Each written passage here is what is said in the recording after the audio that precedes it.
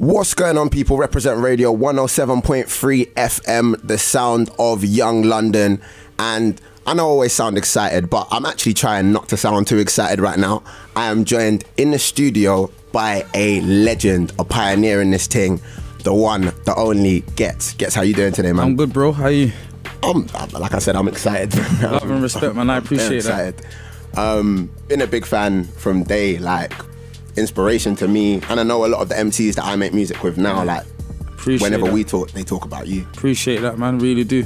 This is a big, this is wavy for, not just for me, but like for all those people who lock into the show to get a bit of insight. Yeah. Because I would say, maybe I might be wrong, but I don't think like some people are super like accessible in the social media age. They're everywhere all the time. Yeah. I feel like you interact with your fans. Yeah. But like you talk to them when you got something to say rather than talking for the sake of it. Yeah, I try to just not go off the cuff just to say things or just to feel like you need to say things to keep relevancy or so I do try to do that, yeah. So obviously like the catalyst kind of getting you in today was talking about the new single Mozambique. Yeah. Featuring Moonchild Sanelly, Jaykae, produced by Rude Kid. Yeah.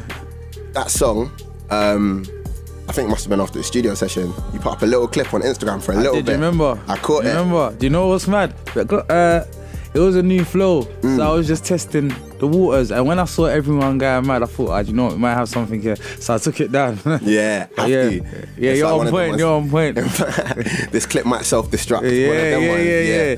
What would you say, like, the song was? What was the inspiration for writing that song, or like what was the feelings at the moment of time when you were creating that? Do you know what's crazy? There was more. So me and Rudes was going through. I think we had a song called Limbo right after One Take, and what's weird is that One Take. This is gonna sound weird to everyone, but One Take isn't really necessarily my favorite style of grime.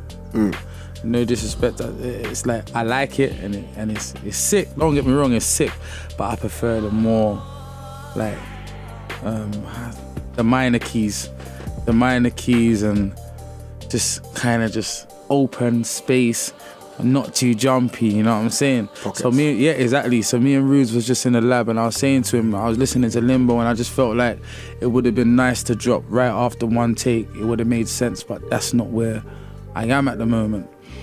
And then he come up with that beat there, that loop, and I was like, that's crazy, that's what I'm talking about.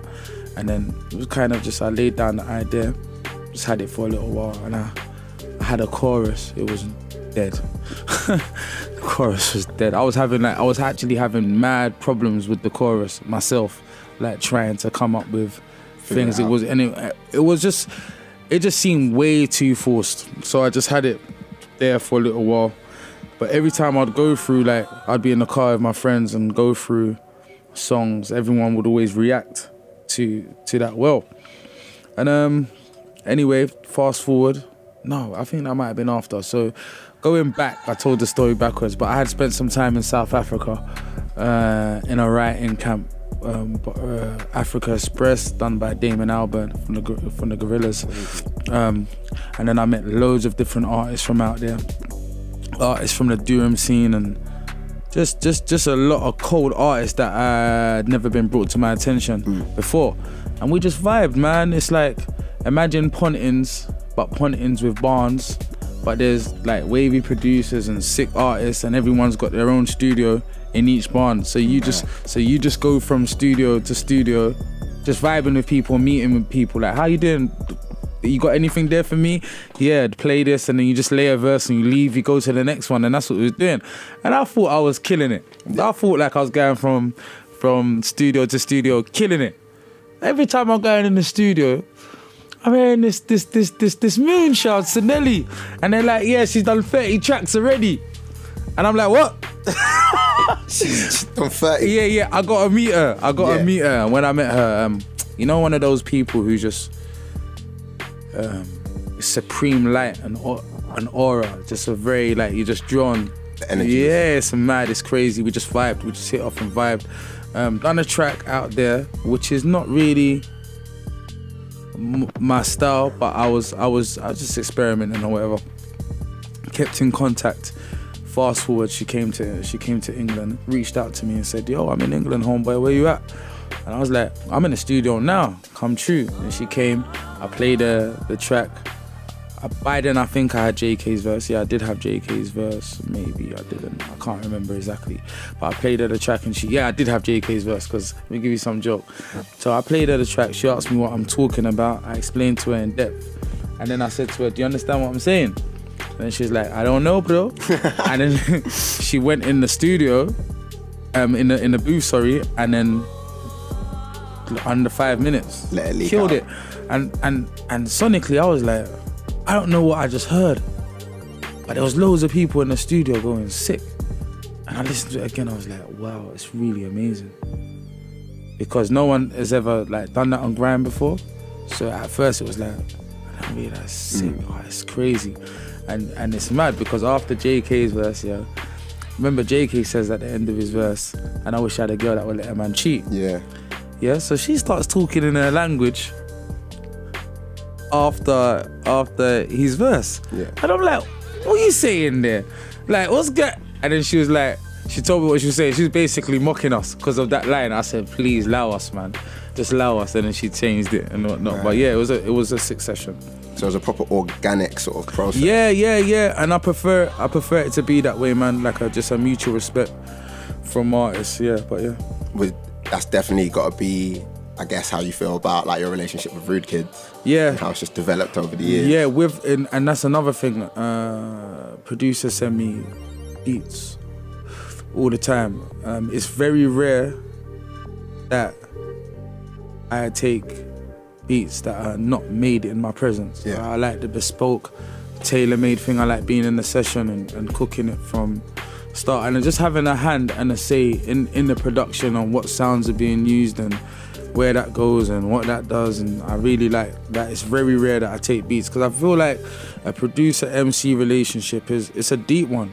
Like sometimes we just go outside of music and get to know each other more. You know, it's just like knowing one another and then creating is a beautiful moment. I think the only person to send me a batch of beats and I feel like I gelled with every single one of them. I had to Swift the beater the other day when quarantine first started. Big up Swifter. And big up Swifter. And then I rang him and I was like, bro, how did you do that? Because I was so shocked. He sent me like 13. And I was shocked that every one of them sounded like me. And he said, yeah, when I made them, because I know I made them with you in my, like they're not, they were bespoke anyway, but without me being there. And I'm gonna get round to them as well. That is a wave. And obviously, I think with you and Rude Kid, like when you guys collab on a track, there's some of that old school grime, almost like a set. Yeah. Like on Mozambique, is it a little bit of top 3 selected at one point? So with that, not to take anything away from Rude Kid, because there wouldn't be no Mozambique without him. Sorry, but I have a executive producer by the name of TJ Amadi, who I've worked with for some years, and what he does is I'd go to him with a track that may be a loop with a chorus, and he does the extra bits that you're hearing. So all the detailed bits when Jaykae comes in and you're hearing that West Coast sound, and then me at my last 8 bars of a top 3 selected there, and the switch at the end, that's all TJ. That's the stuff that, like, I think those are like Easter eggs to the fans. Yeah, man. I think it's important to just have extra ears. Like when I'm in the studio, like I don't have no ego at all. I know it might sound like that on the mic, saying this, I'm that and that. But when I'm in the studio, when I'm creating music, I like people that are other musicians to also play a big part and have a big say in the sound of things. Because sometimes I might miss something, or you know, and I'm on a real journey, I suppose, in terms of evolving what once was. I always say to people that grime is the one before drill, it was the youngest genre in the world. Yeah. But because of nostalgia, it stunted the actual sound. It stunted the growth of the sound, because every time somebody would come out and be a little bit different, instead of welcoming that person we kind of try to put it into another bracket, like that's not grime or that's not the original sound. It's not meant to be, because a lot of these people are individuals, and what they're doing is adding to what is a very young sound. Yeah. And I always finding myself having these little arguments with grime purists and trying to make them understand the value of what individuals do, you know, like Wiley's sound is one thing, Jamie's sound is one thing, Skepta's sound is another thing, and so on and so on, and then the Kanos and then the Ghettses and then the youngers coming through now and what they're doing, you know what I'm saying, and the beats they're picking out, and I guess it's weird because sometimes people see me on sets and they say like, I'd be like, I'm not gonna spit on that beat, and they can see I want to spit on that beat. That's just basically because I don't have to.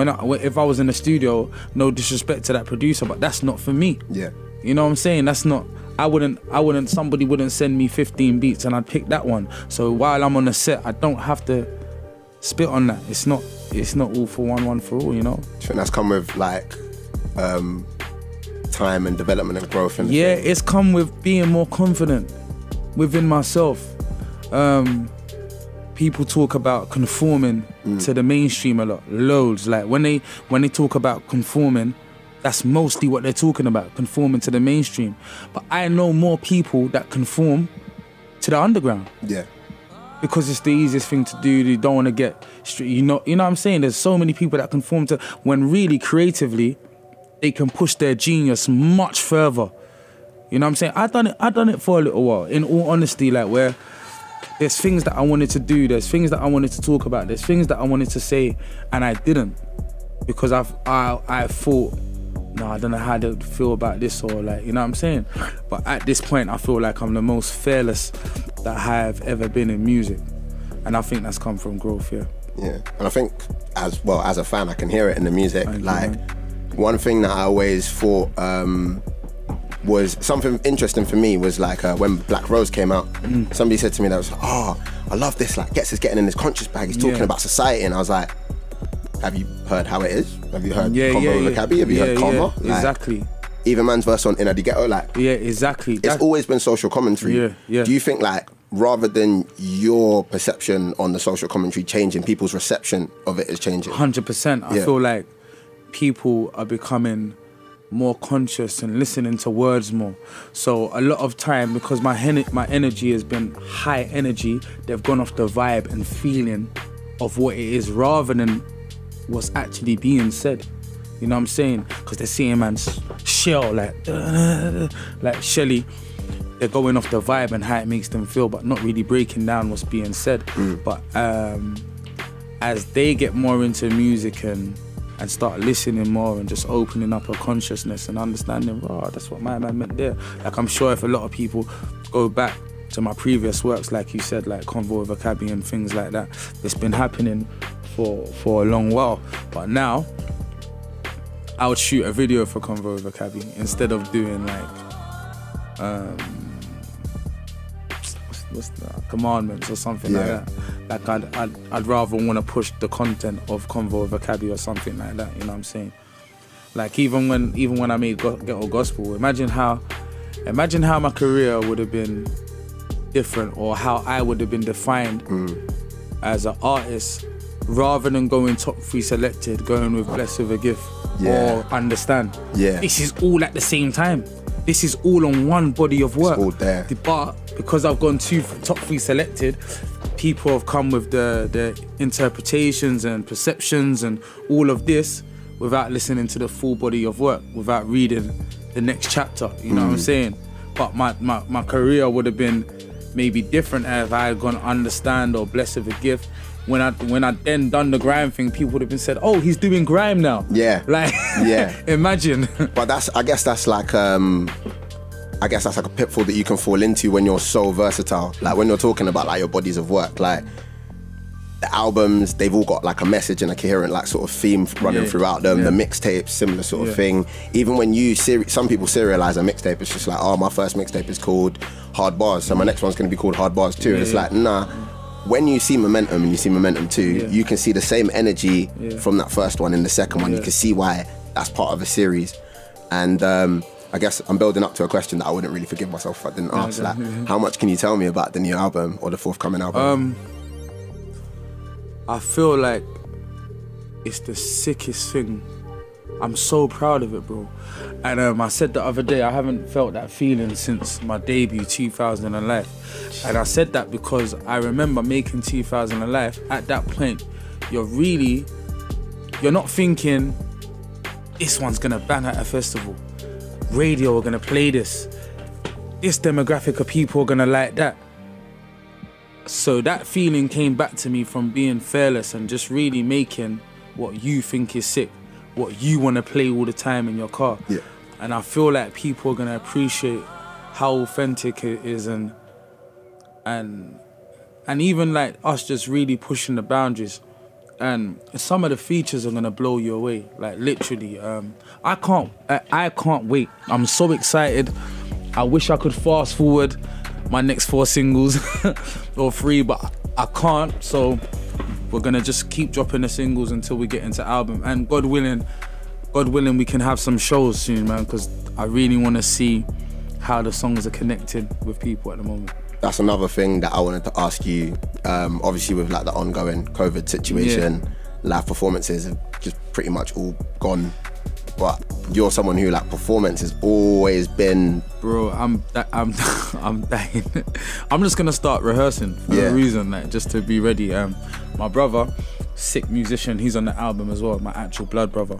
And I went to see him the other day, he's in rehearsal, and I was like, he plays for Sims as well. Okay. And I was like, you man on? He's like, bro, it don't stop. As soon as this thing's lifted, we're good to go. And I was thinking, I left that rehearsal thinking, I need to get in rehearsal. So, yeah, I need to be sharp. Yeah, man. Wow, man. It's like so many discussions about like UK artists, and obviously there's this there's a lot of money coming into the UK scene now, and you get loads of acts that have got hundreds of thousands, millions of streams, and then you put them in front of a festival crowd, and you know, sometimes these are young acts, these are like 18, 19-year-old guys and girls, they haven't had that experience before and they're gonna learn from it. But one thing that's always stuck with, I think, everyone who's ever seen, like you, yourself, like the Double, Kano, like that sort of generation of MC, and just, I guess, the commitment to performing. Yeah, radio was like extreme training. You know, being ready for anything, any technical. Remember, the needle's jumping. You know, the needle's jumping. So when you think back to the needle jumping, you kind of ready for any technical problem at a festival. Even if you think we used to wrap the mic. Remember, the mic used to be wrapped because it had a short in it. Like things like this, it's just extreme training for your brain to know, okay, this is what's happening at this moment. I'm not letting the crowd know that we're handling this. It's cool. We're gonna get through this. You know what I'm saying? So, I think that's what was great about doing the radio sets and having to be sharp, and if you missed a drop for any reason, being able to catch it 4 bars down the line or anything like that. It was extreme training. As for the kids coming in now, it's like I don't know how to word it, but maybe unfair to them because they'll have a massive song that just blows up, and the next thing you're in front of loads of people performing. Take Rams for instance. Everybody was mocking Rams, but I know that in a stadium that big, when you have an in-ear, if your in-ears is not working, all the sound is delayed. That's not his fault. None of that performance was his fault. His in-ears wasn't working and his sound was delayed. So he's trying to catch it, but the tune might be a second or a millisecond in front or behind. So he's trying to navigate through all of that, you know what I'm saying? And when I saw everybody online going like just slaughtering him or whatever, I felt so bad for him. I felt bad for him because I knew that's not his fault. He's been, you know what I'm saying? Like, at that point, the only thing he could have done was like, sorry, I have to stop this tune, it's a technical problem. And even that's hard to say at that moment in front of people. And the confidence to do that might come from experience. Yeah, the confidence to say, I'm sorry, engineer, my in-ears, you know what I'm saying? That's the only thing he could do, but he's trying to rectify something that he can't rectify, which is not his fault. You know what I'm saying? 100%. Even sometimes, like, obviously a rep super comfy, come in here, if something's not working, I'm like, hey guys, can you help me? I don't think anyone can hear me. Yeah. But there's been so many different times that I've done a guest mix or gone to MC at a set somewhere, and I'm just like, I'm gonna figure it out. Yeah, and yeah. that second, like obviously, the bigger the stadium, the bigger the crowd, Yeah. the bigger the stakes. Exactly. Is there anyone from the new scene, like from the new generation of the grime scene, that you've been like, had your eye on? Do you know, like, I listen to a lot of novelists. Yeah. Like, I think he released 3 strong bodies of work. It was different. I really like the 80s synths that he used in his production. So like, that's someone I like their vibe, even as a human being as well. And there's like loads of other people that, like, sometimes I see a set, or sometimes I'll see somebody on Spiral, Yeah. and be like, and ring Spy, like, who's that, bro? Man, like, my man's cold, my man's crazy with it. And but do you know what's weird? I don't look at the grime and drill and all of these other things like it's separate. I don't like to look at it like that. I look at it like it's very much just elements of the same thing. You know what I'm saying? Hence why when I done the tune with RV, NBA or whatever, man, sound comfortable in that realm, because that's what it is. It's not much different. It presents me with it makes me feel how grime made me feel. You know what I'm saying? So yeah, like, I had Digger D's tune. I played Digger D's new tune about 700 times. No word of a lie, bro. No word of a lie. It's musically addictive. It's like, bro, the ad libs, the pockets, it's bro, saucy. The pocket of the wait. The pocket of that is crazy. I play that a lot. Loads of people, like, I'm inspired by you lot. Like, I'm inspired by the younger generation in terms of like how you lot don't hold music hostage. Like, a lot of people from my generation will hold music hostage, work on a body of work. But maybe why you've seen me a bit more active is because to understand, like, gee, why are you holding the music hostage? Give it to the people, bro, man. Like, I get that from you lot. I learned so much, fam. I learned so much, bro, from the younger generation of people. You know what I'm saying? Even just learning how people are now consuming music is probably why I don't do much sets. I think if I do a set at this point, it'll just be more for me trying to stay sharp and keep on point. But it's like, I'm understanding that people don't consume music for an hour-long set anymore. That's not how they consume music. People just about consume albums, depending on who it is. Yeah, I'm just, bro, as I'm going, I'm trying to move without ego, not thinking, yeah, I've done this and I've done that, so I know it all, because I don't, bro. The climate's always changing, and in order to improve, I can still learn from people who may be deemed as less experienced than me. You know what I'm saying? And there's nothing wrong with that. You know what I'm saying? 100%. So yeah, I feel like the UK, there's no music coming from anywhere. Forgive me if I've not been I don't know all the music out there, but I feel there's no better music coming from anywhere than here right now. You know what I'm saying? That's how I feel. Like, I definitely feel like the singles that I'm hearing, some of the projects that I'm hearing, even the source of the UK right now is very different. I'm loving it all, man. It's big. Yeah. And I think, like what you were saying about like the way people change consuming the music, the love for the music's still there, the passion's still there. It's greater, if anything. Yeah. My brethren used to call me like after like a war report or something like that, and they'd be like, yo, and we were like calling ourselves on like Nokia 33, whatever, and that. Yeah. Yesterday, or 2 days ago, he called me. He was like, bruv, have you heard Mad About Bars? Have you heard Ghetts is Mad About Bars? And I was like, you're stopping me from watching it. Because I have to hang up the phone on, man. But it's the same thing. It's like, before we were 16, now we're 26 or whatever, but it's the same energy. It's just the format's changed. The format's changed, and I feel like it's important as us as artists to evolve and understand the blueprint. Do you know what's weird? I feel like if you look at the game across the board, even in America, the blueprint is like, it's kind of the same, you know, like, things change, bro. Like, get with it or don't.